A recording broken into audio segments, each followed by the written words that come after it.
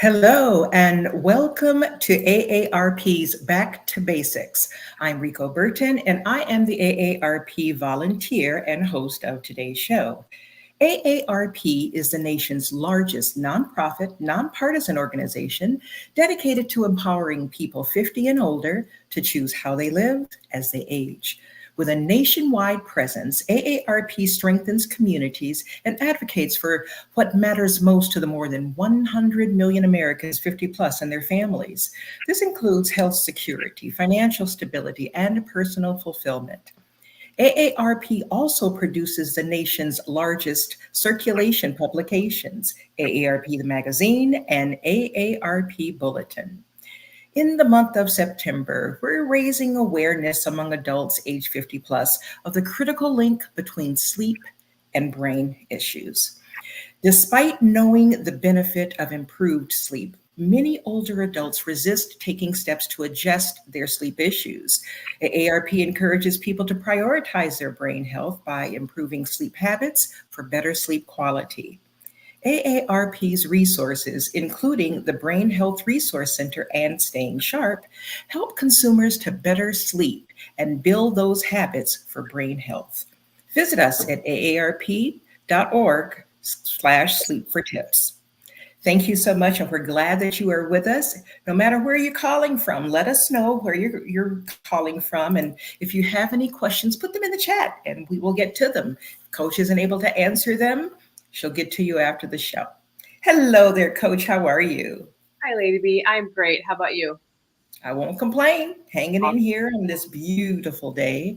You have some things to talk to us about breathing. Yes? Yes. And I'm going to go back really quick to what you're talking about for September, because I have talked about sleep on Back to Basics many times. So and all of our shows are archived on YouTube and the Facebook page, AARP Arizona. So please go back and take a look at that as well as for a resource, because sleeping is so, so, so very important.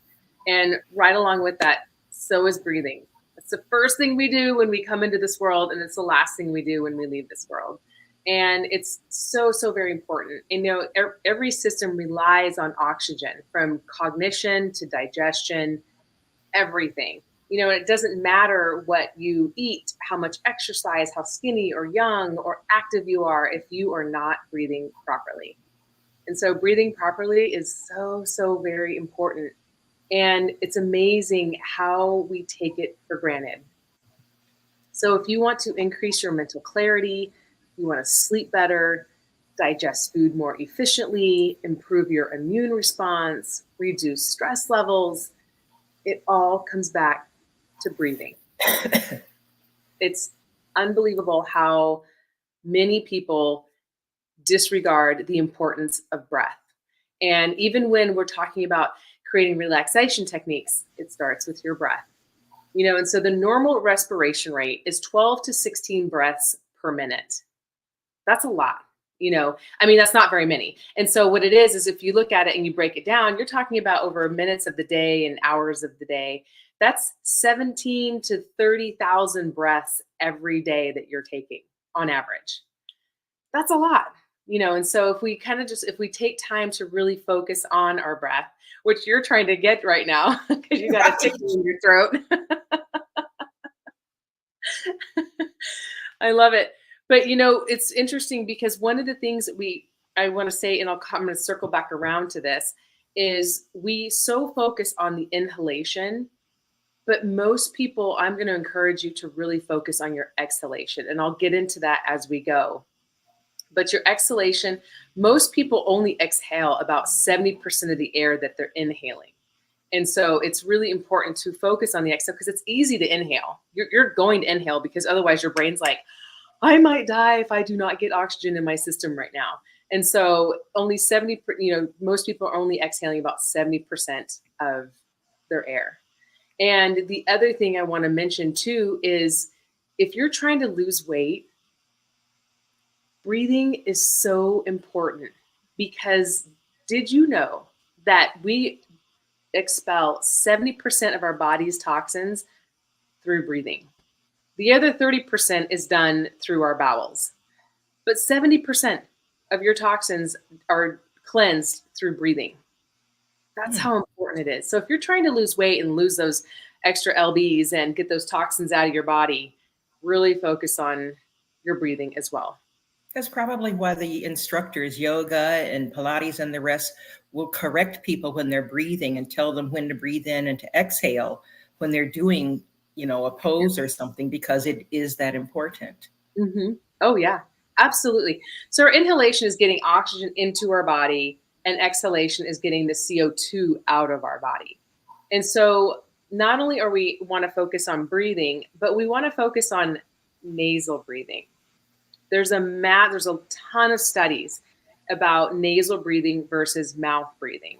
And so it's not just breathing. We really want to focus on nasal breathing, because mouth breathing encourages our sympathetic nervous system, which is our fight or flight system. Mm-hmm. And we're typically breathing through our mouths. We're breathing through our chest. Yeah. I'm going to encourage you as we go on here, as you're watching this show, and thank you for tuning in there, Julia. Yes, as you tune in, please let us know where you're tuning in from. I love to know that. Pay attention to why you're watching this show, your breathing. If your chest is rising and falling, or if you're belly breathing. Because if we're mouth breathing, it's typically our chest. It's the secondary breathing muscles that we have, because our typical breathing muscles that we want to use are our diaphragm and lower abdominals. But when we mouth breathe, we're also constricting our blood vessels.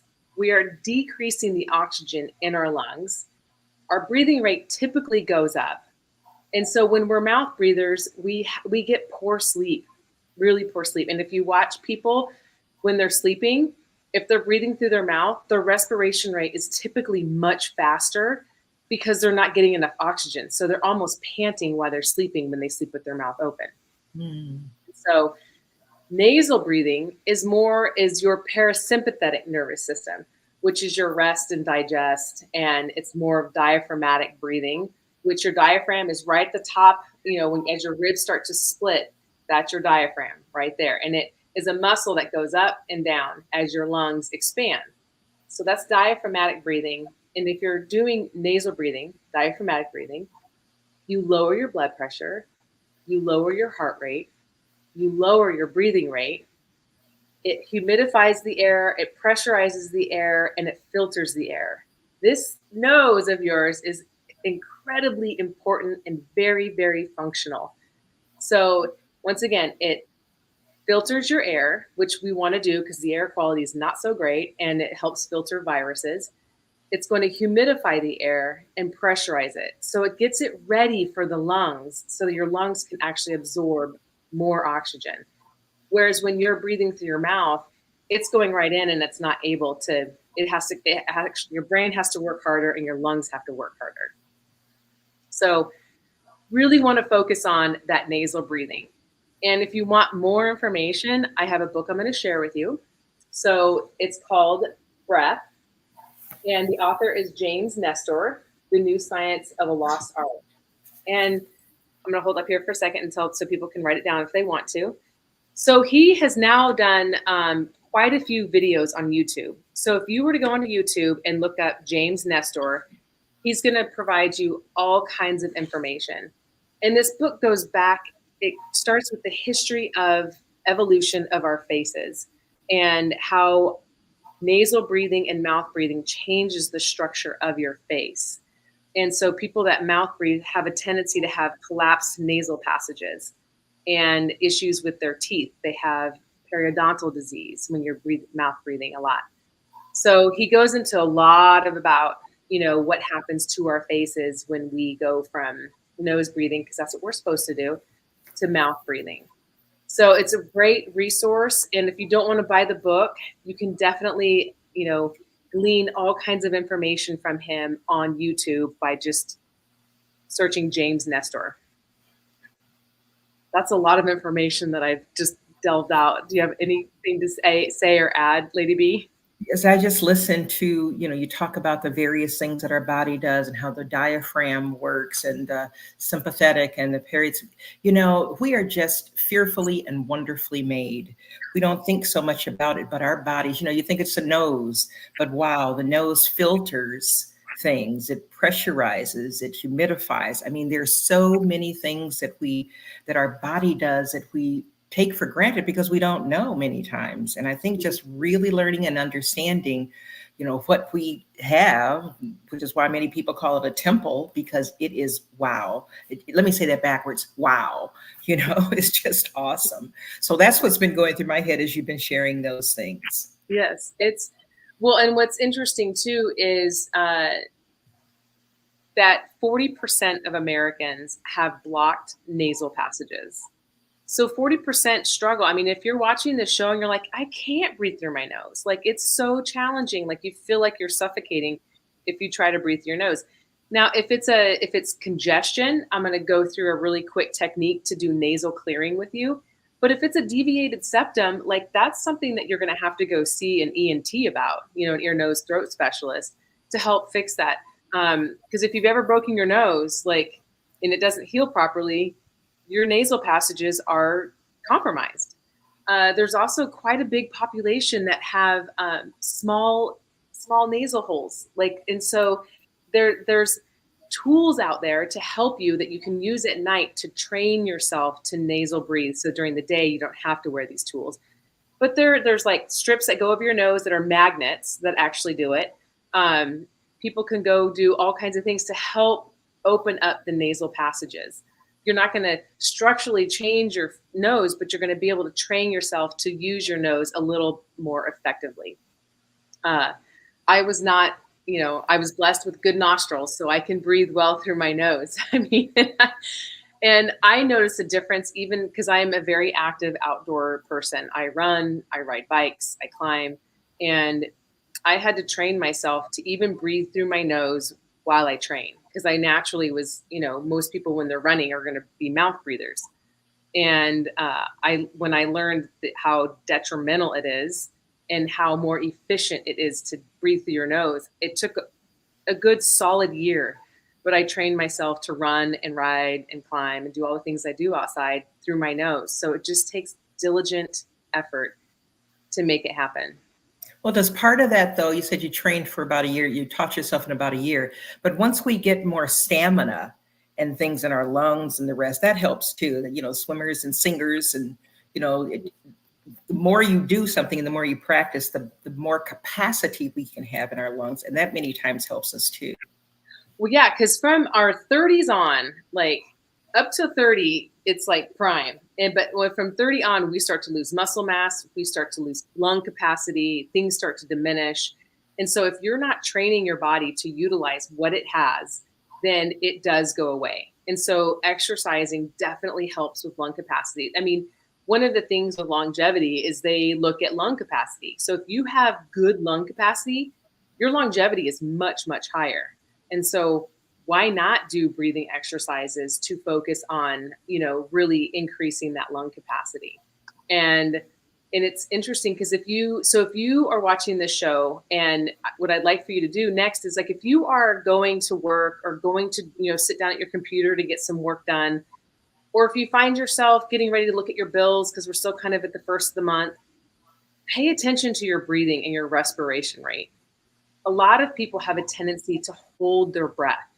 A lot of people, when they sit down and they're going through emails or anything that's stressful, you have a tendency to hold your breath, which is not good in that situation because it releases a lot of cortisol, creates a lot of stress. Because then when you get ready to breathe, your body's like, hey, I need oxygen.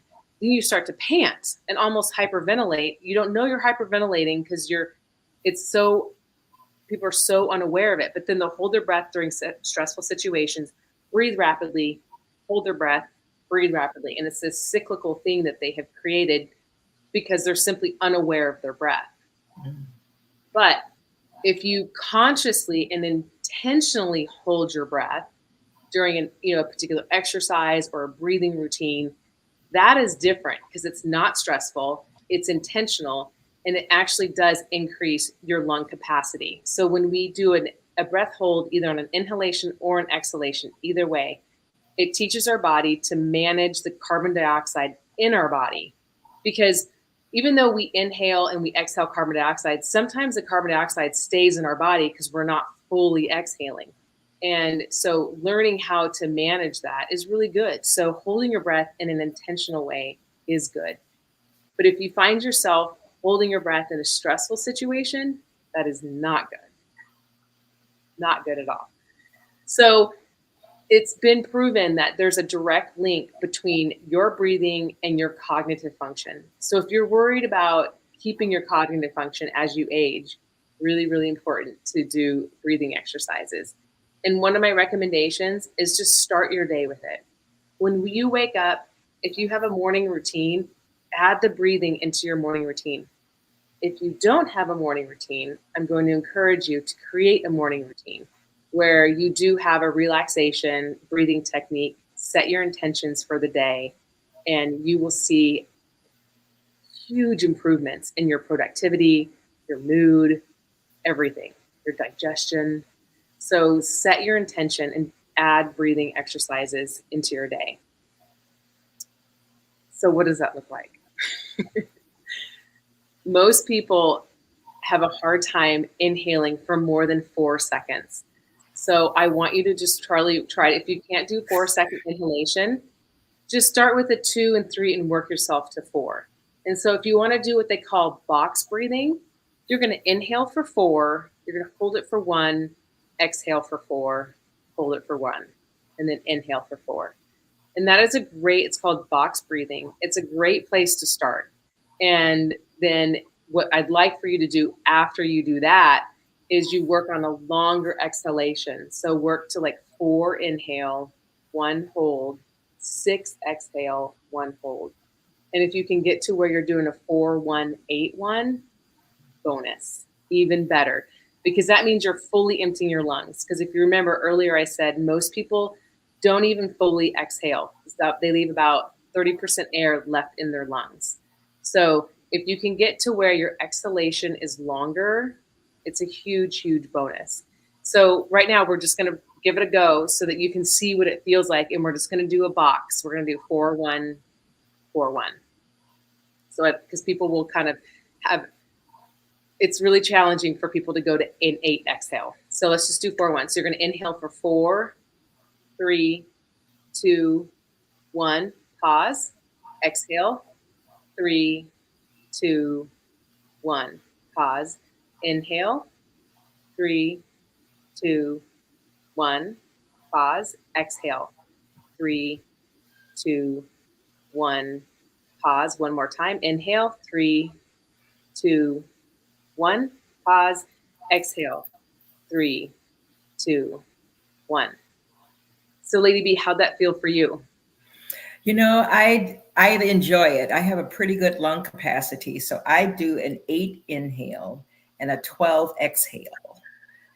Yeah. And so while you were counting, I know I'm like, ooh, I'm off count, but I'm still going to do this and see what I can do here. So I really, really enjoy it, and it's nice to build up to that. I sing, and so that's part of it for me. Yeah. So working on that so that you can have good control of your breathing when you're singing is a good thing. Absolutely. Yes. So when you're not focused on it, do you still do an 8-12 or is it? Nope. Okay. It's probably a 5-8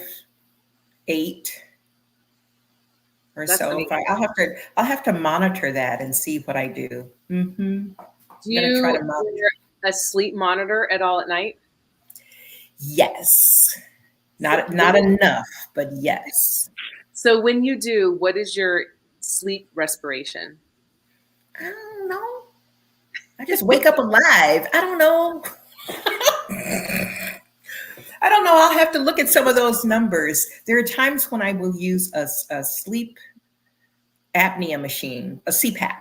Okay. Yep. Yeah. And it certainly makes me sleep. I don't use it like I should, but it certainly makes me sleep better and breathe better and all of those things. Yeah. I mean, that's the whole purpose of those machines is because people are having constricted breathing. So they're not sleeping, which is so detrimental to your overall health. And so that just goes to show, like, when science came out with that, it's like, yes, if you're having trouble breathing while you're sleeping, you're on a downward spiral. Because if you're not breathing well, whether you're sleeping or, awake, it depletes your immune system. Like, you have a higher risk for cardiac problems. There's all kinds of things that you're at risk for.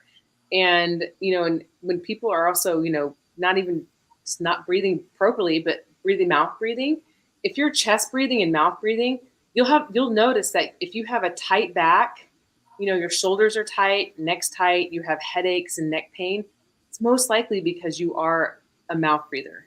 Wow. And so if you suffer from upper back and neck pain and chronic headaches, really take a look at your breathing. Really, really take a look at your breathing.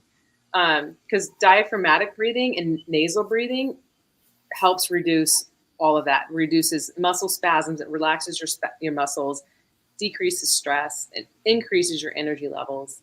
And so it's really important to be aware not only of your respiration rate, but making sure that it's through the nose. 1,000%. So if you're one of those people that suffer from, which there's a lot of you, suffer from nasal cloggage, having a nasal clearing, there's you can try this. It works most of the time. And so what you do is you take a slow inhale and then exhale. We're not going to be counting these. Just want you to do it on your own. So another easy, slow inhale. And then on the exhale, you're going to pinch your nose.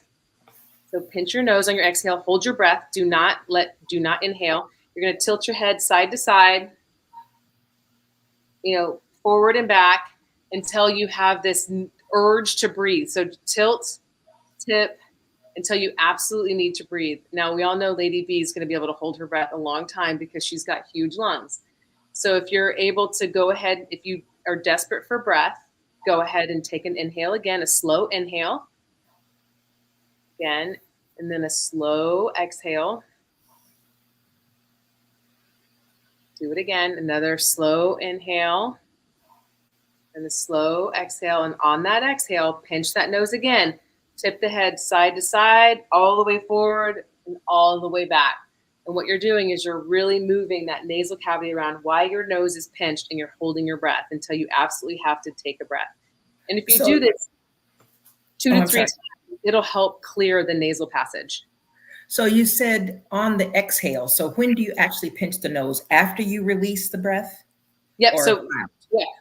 Because you should be breathing through your nose, inhale and exhaling through your nose. And once all the air is out, pinch your nose and then do your tilt side to side, forward and all the way back so that you're really moving all your nasal cavities around, and do that 2 to 3 times. And it usually works to help clear that nasal passage a little bit better.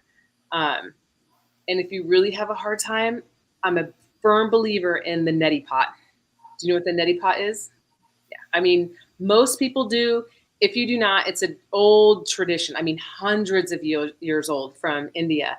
And it's just this little pot that you put saline solution in, and you need to make sure you use filtered water. Mm-hmm. Yeah, and there's a particular measurement of salt that you put in, and warm water.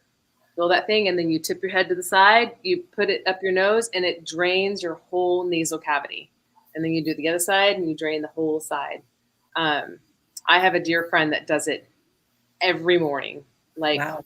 Work, just to clear their whole sinuses. But they've had a lot of mouth surgeries, and they have a lot of issues with their whole nasal cavity. So they just do it religiously as part of their morning routine.